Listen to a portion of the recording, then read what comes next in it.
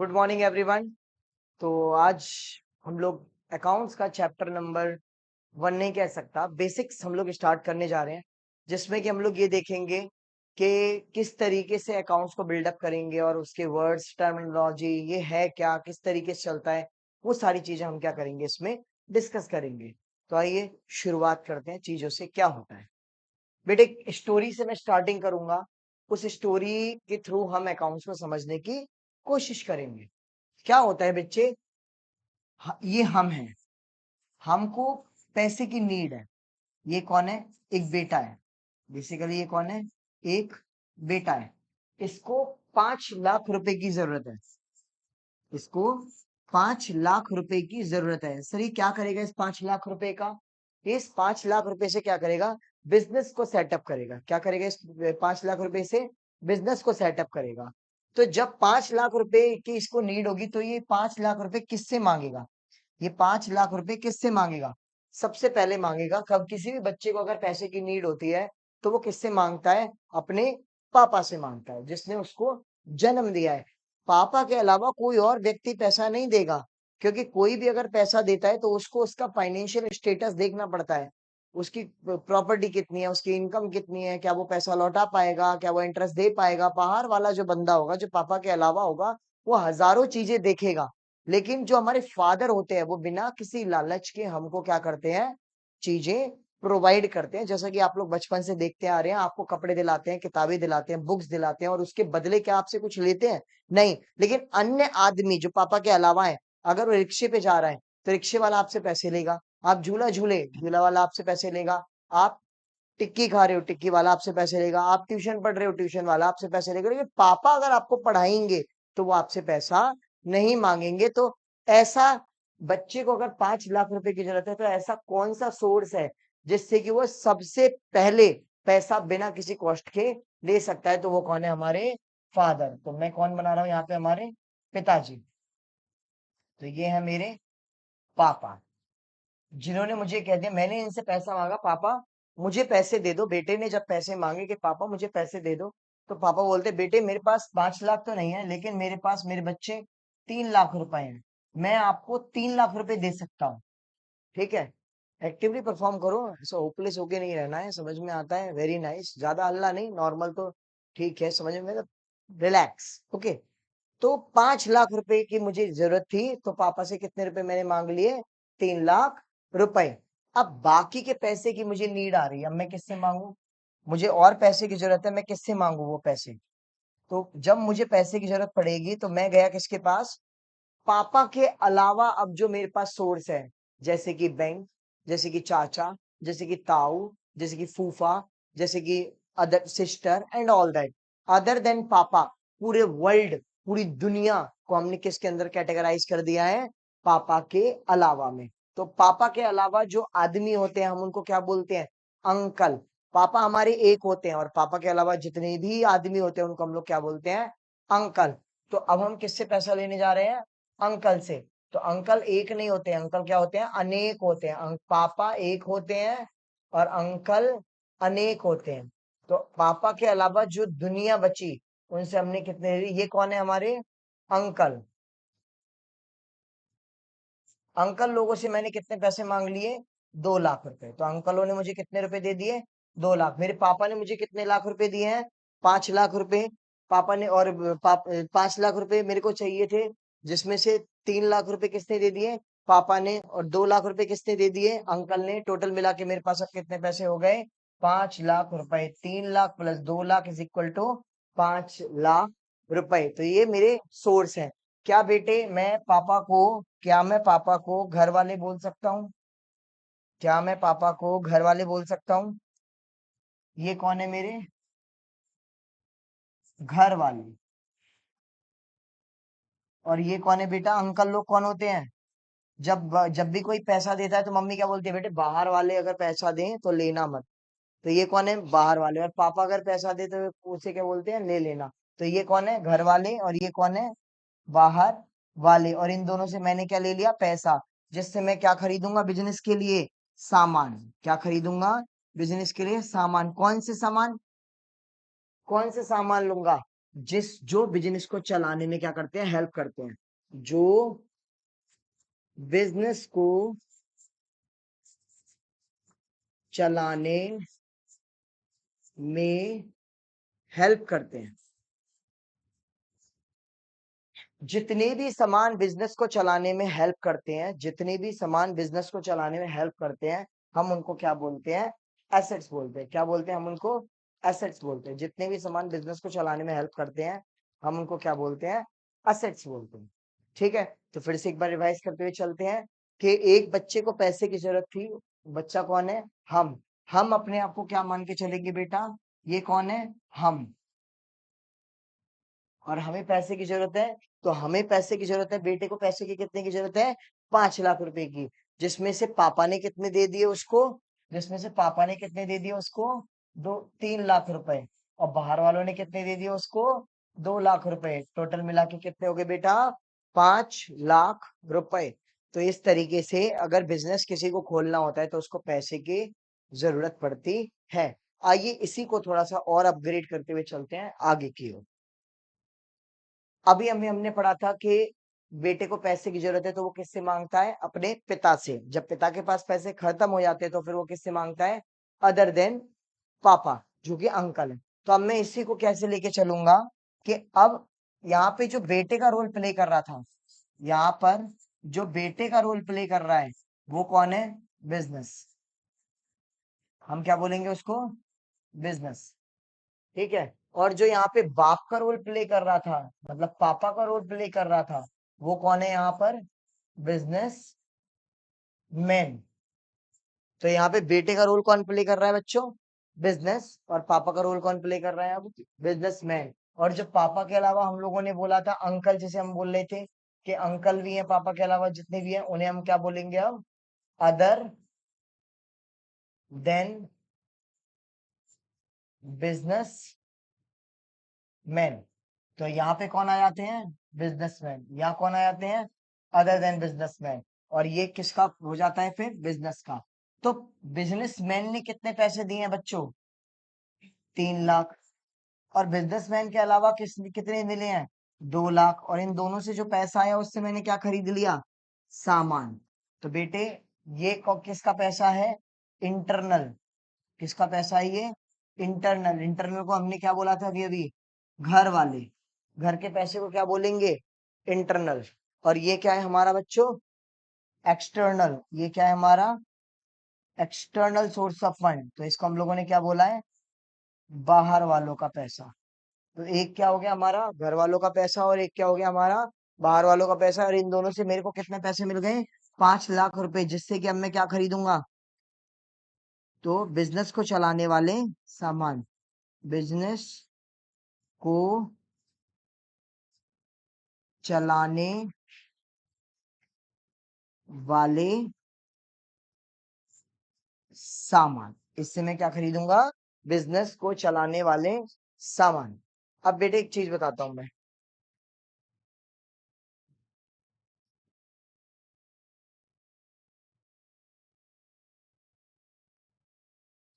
सुनिए आगे।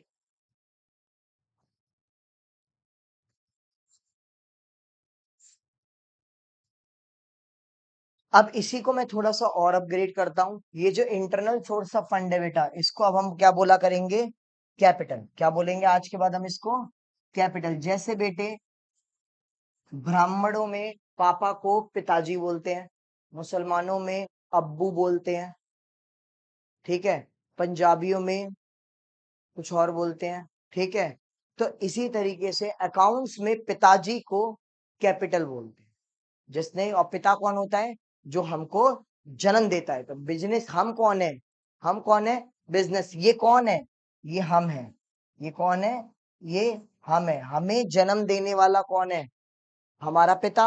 और पिता को हम लोग अकाउंट्स में क्या बोलते हैं, कैपिटल जी। क्या बोलते हैं, कैपिटल जी। और अंकल को हम लोग क्या बोला करेंगे, लाइबिलिटी। क्या बोलेंगे, लाइबिलिटी।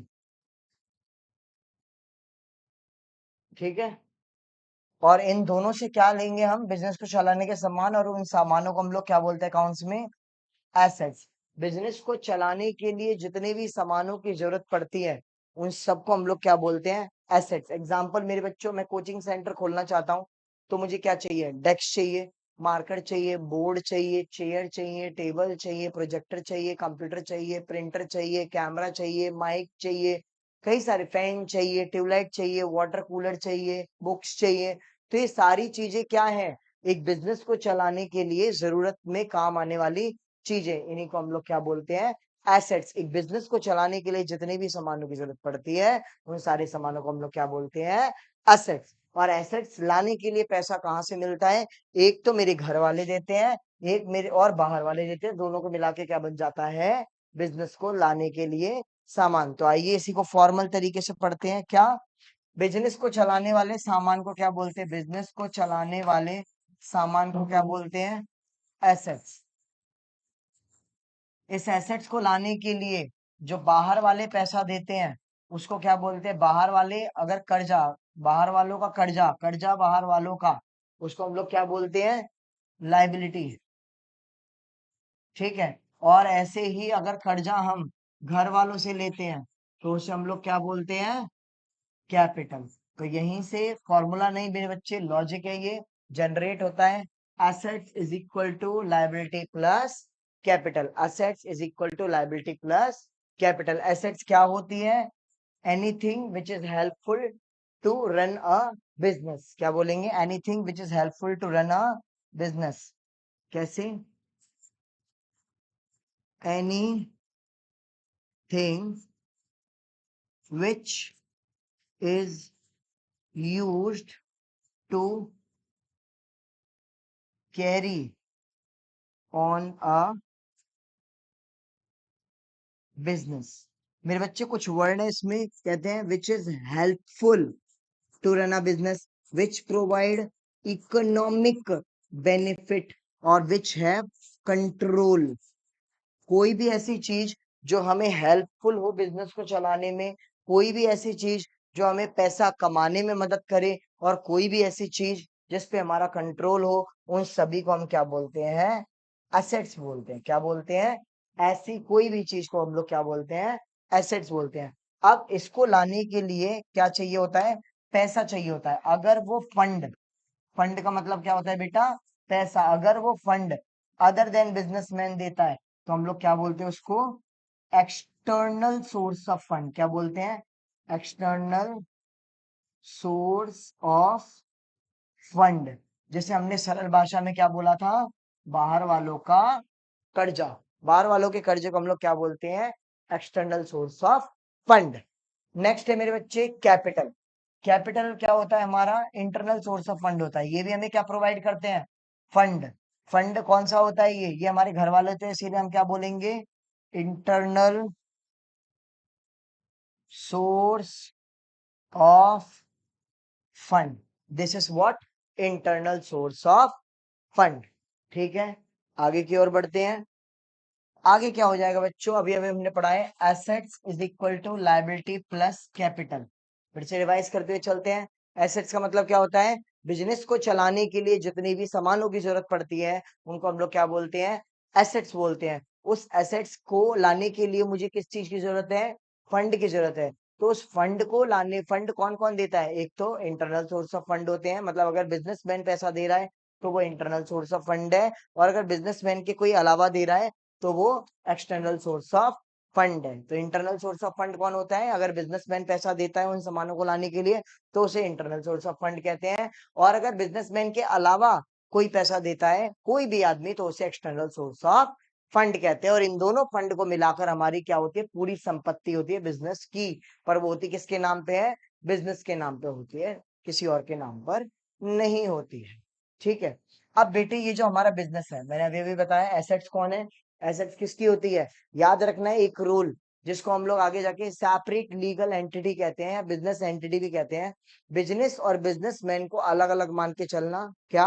बिजनेस और बिजनेसमैन को अलग अलग मान के चलना, और अपने आप को हमेशा बिजनेस मान के चलना, ना कि बिजनेसमैन मान के चलना। बिजनेसमैन एक तरीके से आपके लिए अन्य आदमी है, जिससे बस आपको उधार दिया और आप उसको उसका पैसा लौटा दोगे जब भी कंपनी का अंत होगा। तो बिजनेसमैन आप अपने आप को मान के नहीं चलेंगे। क्या मान के चलेंगे हम अपने आप को? बिजनेस। तो अब बिजनेस चल रहा है, ये कौन है? बिजनेस। ये कौन है? मैं फिर से लिख देता हूं, ये कौन है? बिजनेस। और ये कौन है? Business man. और ये कौन है? Other than businessman. Other than businessman जो फंड के सोर्स है। बस बिजनेसमैन को मैं क्या बोलता हूँ? ये इंटरनल मैटर है क्योंकि ये हमारे घर वाले। और ये कौन है? ये एक्सटर्नल मैटर है क्योंकि ये बाहर वाले हैं। और ये कौन है? हमारा बिजनेस, जिससे हमने क्या खरीदी है, जिसके पैसे से हमने क्या खरीदी है? सारी एसेट्स खरीदी है। इसीलिए इसको हम लोग क्या बोलते हैं दूसरी भाषा में? कैपिटल। और इसको क्या बोलते हैं? लाइबिलिटी। और इसको क्या बोलते हैं हम लोग? एसेट। जहां से फॉर्मूला जनरेट हो गया था, asset is equal to liability plus capital. अब अगर ये बिजनेस चलेगा तो जाहिर सी बात है, इस बिजनेस में कुछ खर्चे भी होंगे, कुछ इनकम भी होंगी। अगर कोई भी बिजनेस चलेगा तो उसको अगर कोई भी इनकम या प्रॉफिट होगा तो वो किसको दे देगा? ओनर को दे देगा। क्या ये कहेगा, पिताजी आपने मुझे जन्म दिया है, तेरा तुझको अर्पण क्या लागे मेरा। तो मैं तो एक निर्जीव वस्तु। Business is a artificial person. मेरे बच्चे, पर्सन दो प्रकार के होते हैं, एक नेचुरल पर्सन और एक आर्टिफिशियल पर्सन। जो माँ के पेट से जन्म लेते हैं उसे नेचुरल पर्सन कहते हैं, और जो कानून के द्वारा क्रिएट होते हैं उसे आर्टिफिशियल पर्सन कहते हैं। तो माँ के पेट से जो जन्म लेते हैं वो ह्यूमन बीइंग होते हैं, राम श्याम मोहन सोहन सीता गीता। और जो कानून के तरफ से जन्म लेते हैं, कानून के द्वारा जन्म लेते हैं, उसको हम लोग क्या बोलते हैं? बिजनेस बोलते हैं। जैसे कि स्कूल, कॉलेज, एबीसी लिमिटेड, या कंपनी, या पार्टनरशिप, या firm, these all are artificial person. तो business is a artificial person. Artificial person को ना तो कपड़ा चाहिए, ना रोटी चाहिए, ना मकान चाहिए, ना इंसान चाहिए, ना बीवी चाहिए, ना बच्चे चाहिए, क्योंकि वो तो निर्जीव व्यक्ति है ना। ठीक है। तो ये जो काम कर रहा है, ये कर कौन? ये बिजनेस भले ही कर रहा है, पर किसके बिहाफ पे काम कर रहा है?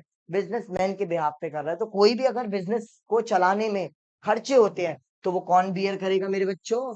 कोई भी एक्सपेंस हो या कोई भी लॉस हो, उसे कौन बियर करेगा? बिजनेसमैन बियर करेगा। हम उसके कैपिटल में से क्या कर देंगे? माइनस कर देंगे। हम उसके कैपिटल में से क्या कर देंगे? माइनस कर देंगे, जिसकी वजह से उसकी कैपिटल क्या हो जाएगी? रिड्यूस हो जाएगी। अगर बिजनेस में ज्यादा खर्चे होते हैं या ज्यादा लॉस होता है तो कहते नहीं है, बिजनेसमैन कहता है भाई साहब मेरा तो बड़ा पैसा डूब रहा है, भाई साहब मेरा तो बड़ा नुकसान हो रहा है। भाई तेरा क्यों हो रहा है?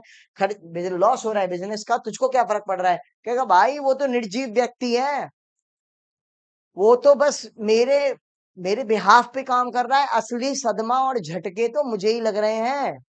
उसकी जेब से क्या जा रहा है? बस वो तो एक नाम है। जेब से किसकी जा रहा है? सब मेरी जा रहा है जेब से। ठीक है। तो ये जितनी भी एक्सपेंस एंड लॉस होंगे उसको कौन बियर करेगा?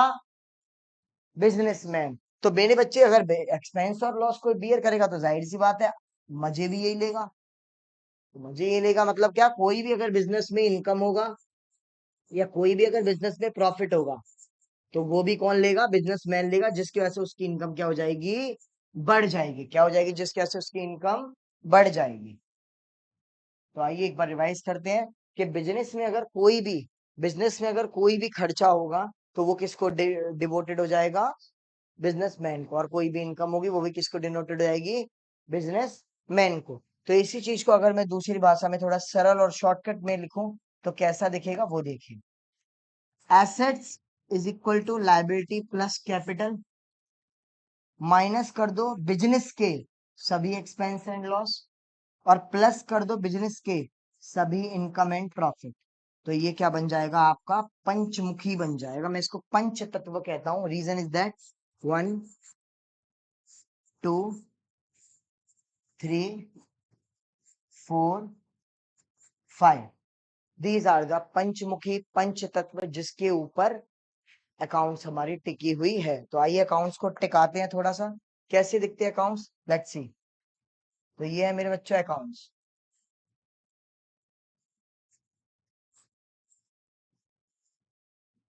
जिसको किसने संभाल रखा है?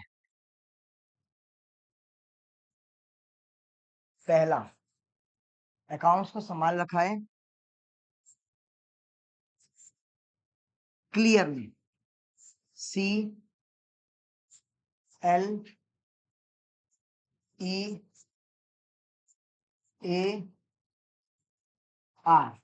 अकाउंट्स किस पे टिका है? क्लियर पे। किस पे टिका है अकाउंट्स? क्लियर पे। तो क्लियर का मतलब क्या है? C for capital, L for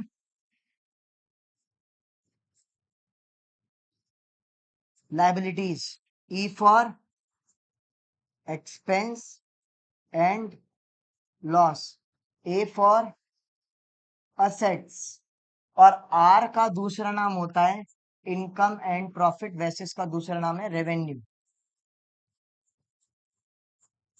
revenue को आप लोग इनकम एंड प्रॉफिट के नाम से भी पुकार सकते हो। तो रेवेन्यू को क्या क्या हो जाएगा, ये आर फॉर रेवेन्यू। तो ये आपका क्लियर पे पूरी की पूरी अकाउंटेंसी डिपेंड है। रेवेन्यू का दूसरा नाम हम लोग क्या कह सकते हैं, इनकम एंड प्रॉफिट। बिजनेस के सभी प्रकार के इनकम एंड प्रॉफिट इसके अंदर आ जाएंगे, इसके अंदर है। तो पूरी अकाउंट्स किसके ऊपर टिकी हुई है, क्लियर के ऊपर। C for capital, L for, E for, A for, और आर फॉर रेवेन्यू का दूसरा नाम income and profit. I hope so आप लोगों को समझ में आ रहा होगा। नेक्स्ट, ये हो गया। आइए अब नेचर क्या होता है, ये चीज होती क्या है नेचर, वो हम लोग डिस्कस करते हैं। बेटे आपने मैथ में प्लस और माइनस पढ़ा होगा, मैथ में आपने प्लस और माइनस को पढ़ा होगा, ठीक है। दो ही साइन होते थे मैथ्स के अंदर, एक प्लस का और एक माइनस का। प्लस का मतलब आपने कभी भी देखा होगा, किसी भी चीज को इंक्रीज करना होता था तो आप क्या करते थे, प्लस का सहारा लेते थे। तो मैं ये कहूंगा जितनी भी अच्छी बातें हैं वो सब क्या है, जितनी भी अच्छी बातें हैं वो क्या है, डेबिट। क्योंकि किसी भी चीज को अगर बढ़ाना हो, कोई भी चीज अगर आ रही है या कोई भी फायदा हो रहा है तो क्या होता था, प्लस करते थे आप। और अगर माइनस का मतलब क्या है, ये होती है बुरी चीज। क्या होती है ये, बुरी चीज।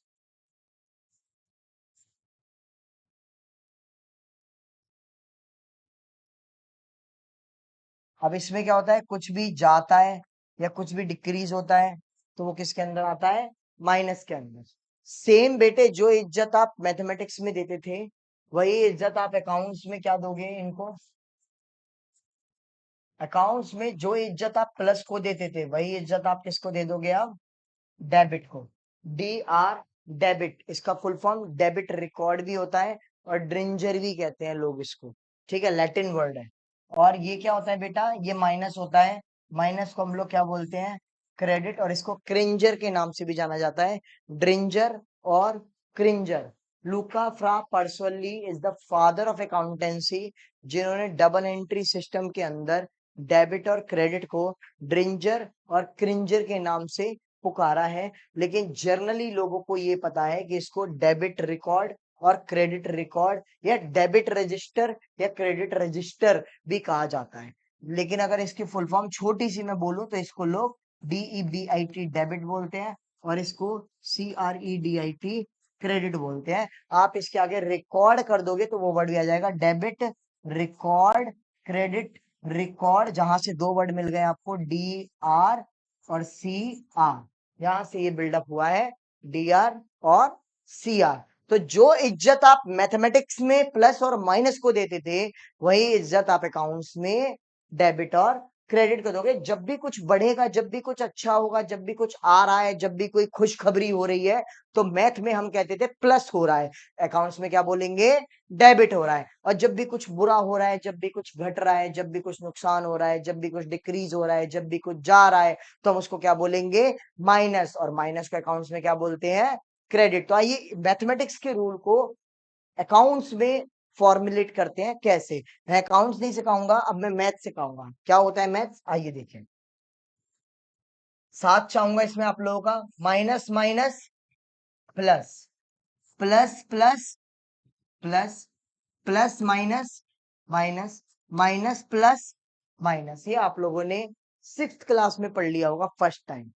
बेटे क्या मैं इसको थोड़ा सा चेंज कर दूं, मैं इसको हल्का सा ही चेंज कर रहा हूं। मैं क्या चेंज कर रहा हूं, माइनस माइनस इंक्रीज, कोई बुराई तो नहीं है। प्लस बोलूं या इंक्रीज बोलूं, इसमें कोई ऐसा हैवी चेंज मैंने नहीं लाया है। वैसे भी प्लस का मतलब कुछ बढ़ना होता है। मैं बोलूं आपके बैंक बैलेंस में मुझे प्लस करना है तो बढ़ेगा ना वो। तो minus minus increase, plus plus increase, और माइनस माइनस डिक्रीज, और प्लस माइनस डिक्रीज। आप एक चीज नोटिस करो, जो सेम साइन है वो जब भी मिल रहे हैं तो इंक्रीज हो रहा है, और जो अपोजिट साइन है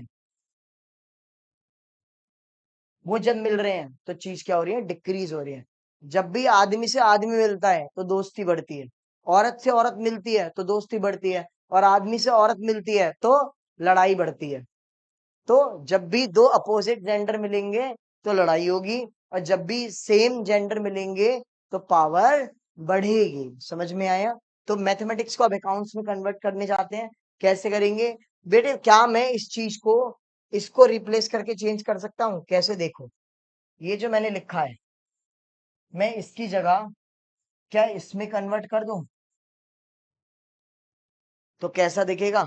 आइए, minus minus increase, plus plus increase, plus minus decrease, minus plus decrease. इसमें तो कोई दिक्कत नहीं आ रही। अब क्या करना चाहता हूं मैं, इस वाली लाइन को यहां और इस वाली लाइन को यहां चेंज करना चाहता हूं, इंटरचेंज करना चाहता हूं। तो इंटरचेंज करने के बाद ये कैसा दिखेगा? देखिए,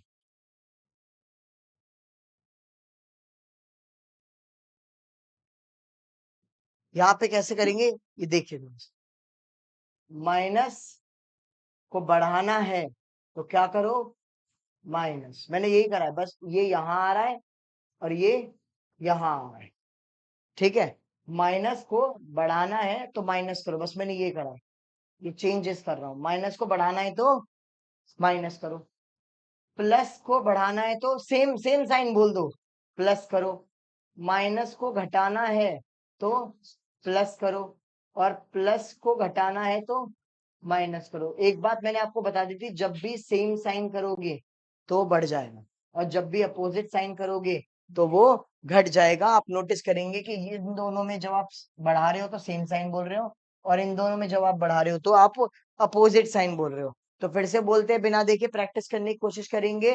प्लस को अगर बढ़ाना है तो सेम बोलो, सेम। प्लस को अगर बढ़ाना है तो प्लस करो, माइनस को अगर बढ़ाना है तो माइनस करो, प्लस को अगर घटाना है तो माइनस करो, माइनस को अगर घटाना है तो प्लस करो। बेटे अगर इसी को मैं अकाउंटेंसी में कन्वर्ट कर दूं तो कैसा दिखेगा? आइए चेंज करके देखते हैं। पहले जो बोला था उसको दोबारा करते हैं। माइनस को अगर बढ़ाना है तो स्पीड में बताइए, माइनस। प्लस को अगर बढ़ाना है तो प्लस, माइनस को अगर घटाना है तो, अब प्लस को अगर घटाना है तो माइनस। आइए इसी को अकाउंटेंसी में कन्वर्ट करते हैं तो कैसा दिखेगा? इसी चीज को अगर हम अकाउंट्स में कन्वर्ट करेंगे तो कैसा दिखेगा कि क्रेडिट को अगर बढ़ाना है तो क्रेडिट करो, डेबिट को अगर बढ़ाना है बेहतरीन, और क्रेडिट को अगर घटाना है तो डेबिट करो, और डेबिट को अगर घटाना है तो, मैंने कुछ भी नहीं करा, सेम करा। सर ये थोड़ा सा अलग लग रहा है। अरे कुछ नहीं चेंज करा था, वो चेंज दिखाता हूँ आपको। सेम चीज है, देखो कैसे। माइनस माइनस हमने क्या पढ़ा था? इंक्रीज। प्लस प्लस क्या पढ़ा था हमने? इंक्रीज। प्लस माइनस क्या पढ़ा था हमने? डिक्रीज। माइनस प्लस क्या पढ़ा था? डिक्रीज। अब मैं इसी को अकाउंट्स में कन्वर्ट कर दूंगा तो क्या होगा? क्रेडिट को क्रेडिट करेंगे तो क्या होगा? इंक्रीज। डेबिट को डेबिट कर दूंगा तो क्या हो जाएगा? इंक्रीज। डेबिट को अगर क्रेडिट से मिला दूंगा तो क्या हो जाएगा? डिक्रीज। और क्रेडिट को डेबिट से मिला दूंगा तो क्या हो जाएगा? डिक्रीज। उम्मीद करता हूं समझ में आ गया होगा। तो जब भी सेम साइन मिलेंगे तो क्या होगा? वो इंक्रीज होगा, और जब भी अपोजिट साइन मिलेंगे तो वो क्या होगा? डिक्रीज होगा। तो प्लस प्लस, तो इसको अकाउंट्स में बोलेंगे debit debit increase, debit debit increase, credit credit, debit credit, और क्रेडिट डेबिट। डेबिट को बढ़ाना है तो डेबिट करो, डेबिट को घटाना है तो क्रेडिट करो, क्रेडिट को बढ़ाना है तो क्रेडिट करो, क्रेडिट को घटाना है तो डेबिट करो। सिंपल। सेम बोलोगे तो बढ़ेगा, अपोजिट बोलोगे तो घटेगा। ये था आपका कॉन्सेप्ट। सर ये आपने सिखाया क्यों है? क्योंकि अब मैं नेचर बताने जा रहा हूं आपको। क्या? पहले क्लियर लिखते हैं, CLEAR। मैंने जो बताया है ना आपको, अच्छी बात और गंदी बात, वहां ये सेट बैठेगा। कैपिटल का मतलब क्या था? बाहर वालों, घर वालों का कर्जा। थे तो कर्जा ही ना। लाइबिलिटी का मतलब क्या था?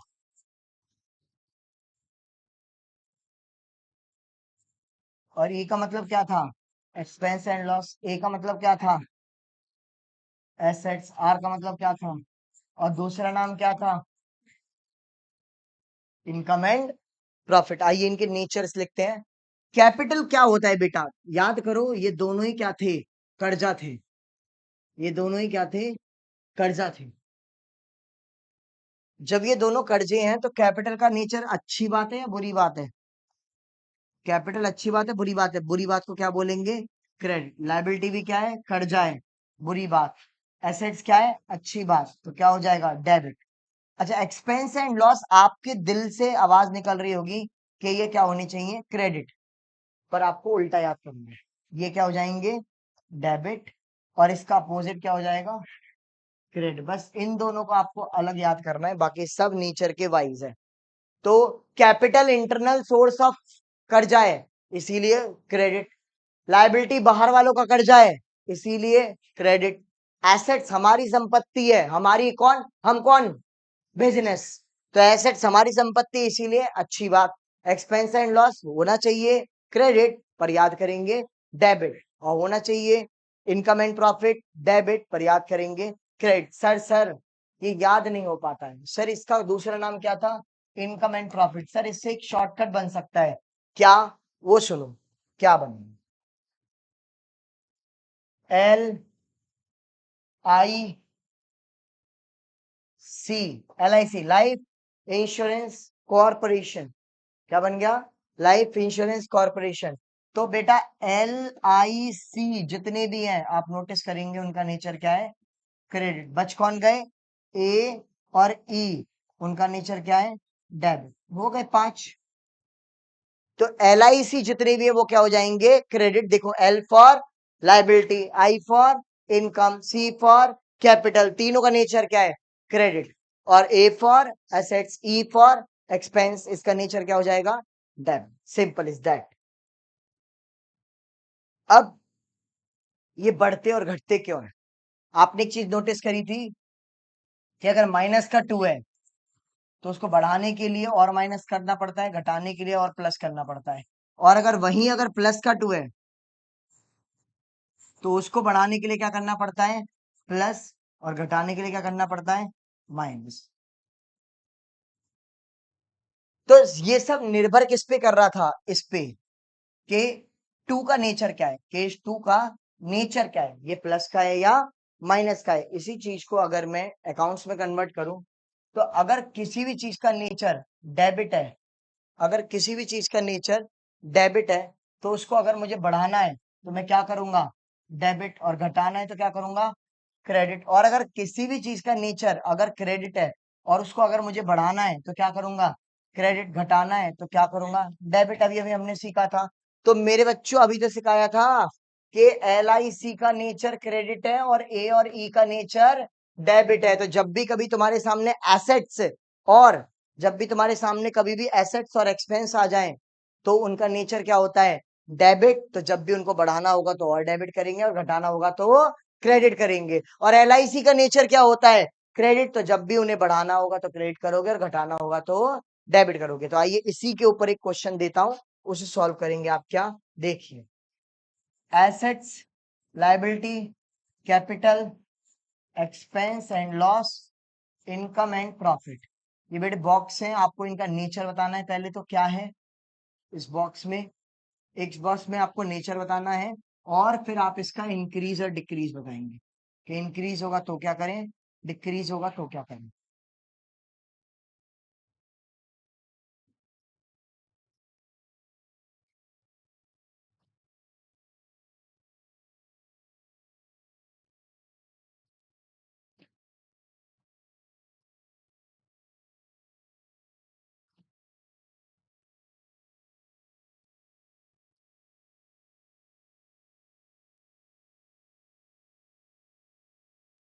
करिए, सॉल्व कीजिए इसे।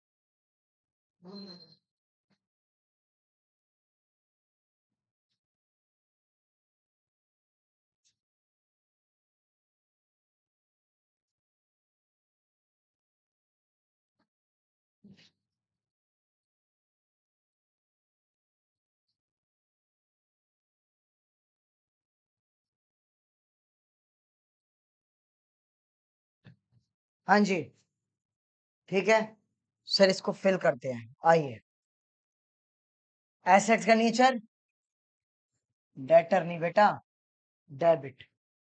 तो बढ़ेगा तो क्या करेंगे, इसको बढ़ेगा तो डेबिट यहां से दिखने लगा, और घटेगा तो क्रेडिट। लायबिलिटी का नेचर क्रेडिट, बढ़ेगा तो घटेगा तो कैपिटल का नेचर बढ़ेगा तो घटेगा तो एक्सपेंस का नेचर डेबिट, बढ़ेगा तो घटेगा तो इनकम एंड प्रॉफिट का नेचर क्या होगा, क्रेडिट, बढ़ेगा तो घटेगा तो। आप लोग इसको नोट कर सकते हैं जिसको नहीं आया है। ये वही सीन है, प्लस को बढ़ाना है तो और प्लस करो, सेम डेबिट को बढ़ाना है तो और डेबिट करो, घटाना है तो क्रेडिट करो, क्रेडिट को बढ़ाना है तो और क्रेडिट करो, घटाना है तो डेबिट करो। जो मैथमेटिक्स की चीज थी उसी को हमने अकाउंटेंसी में कन्वर्ट कर दिया है, लेकिन किस चीज को बढ़ाना है और किस चीज को घटाना है, कौन प्लस कौन डेबिट की वजह से बढ़ेगा और कौन क्रेडिट की वजह से बढ़ेगा, ये निर्भर करता है कि उसका खुद का क्या नेचर है। जैसे मैथमेटिक्स में प्लस और माइनस करते थे तो ये देखना पड़ता था कि ये जो 2,000 रुपए है ये प्लस के 2,000 है या माइनस के 2,000 है, तभी हम उसमें उसके अकॉर्डिंग प्लस और माइनस करते थे। तो बेटे इसी के बेसिस पे हमारा एक चैप्टर स्टार्ट होता है जिसका नाम है ट्रायल बैलेंस और डेबिट क्रेडिट रूल। दोनों को एक ही तरीके से समझा जा सकता है। कैसे होगा, आइए थोड़ा सा समझाता हूँ। क्या करेंगे बच्चे, हम सबसे पहले एक टेबल बनाया करेंगे। ये बुक से मैच ही नहीं करेगा, अलग से होगा। 1, 2, 3, 4 और ये 5। इसके अंदर हम क्या लिखा करेंगे, यहाँ पे लिखेंगे, क्लियर ही लिखेंगे ताकि याद करने में आसानी रहे। CLEAR। बेटे एक और कॉलम बनाएंगे इसके नीचे जिसमें हम इसका क्या लिखा करेंगे, नेचर, कैपिटल का नेचर, क्रेडिट। अगर याद नहीं आ रहा है तो भी एक तरीका है। क्या तरीका है सर, बताना जरा। LIC, LIC, क्रेडिट हो गए, जो बच गए वो कौन है अब, डेबिट, डेबिट, डेबिट।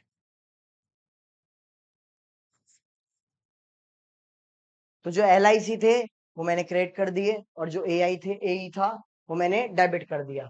तो ट्रायल बैलेंस का इलिस्ट्रेशन नंबर 3 अगर हम करेंगे तो क्या क्या इसके अंदर आ सकता है, थोड़ा सा बताता हूँ। कैपिटल के अंदर मेरे बच्चे कैपिटल ही आता है। कैपिटल के अंदर कौन आता है, जनरली कैपिटल ही आ जाएगा। तो कैपिटल किसके अंदर आएगा, इसके अंदर। मैं कुछ जर्नल टर्म्स है वो पहले ही डाल देता हूँ। लाइबिलिटी के अंदर भी बच्चे आता है क्रेडिटर। अगली क्लास में हम लोग एक एक करके टर्म्स को डिफाइन करेंगे कि क्या होता है। क्रेडिटर बेसिकली वो होता है किसी से अगर हमें कुछ भी लेना बाकी हो, किसी से अगर हमें कुछ भी लेना बाकी हो तो उसे क्रेडिटर कहते हैं। और किसी को अगर हमें कुछ भी देना बाकी हो तो उसे डेटर करते हैं। तो डेटर हमारी एसेट्स होती है क्योंकि हमें उससे कुछ ना कुछ लेना बाकी है, और क्रेडिटर हमारी लायबिलिटी है क्योंकि हमें कभी ना कभी उसे कुछ ना कुछ सर्विस, कैश या फिर गुड्स देने बाकी है। ठीक है। एक्सपेंस के अंदर मेरे बच्चे परचेज आता है क्योंकि जितना भी हम परचेज करेंगे वो क्या हो जाएगा, हमारा एक्सपेंस हो जाएगा। और इसी को हम इनकम एंड प्रॉफिट कहते हैं। तो जितनी हमारी सेल होती जाएगी उतना हमारा प्रॉफिट होता जाएगा। मैं अपोजिट वर्ड लेके चलूंगा। तो कैसे करेंगे, कैपिटल का उल्टा डेटर और परचेज का उल्टा सेल। ठीक है। अब एसेट्स के अंदर क्या क्या आ सकता है बेटे, जितनी भी चीजें आपको पता है, land, building, plant, machinery, furniture, fixture, cash, bank,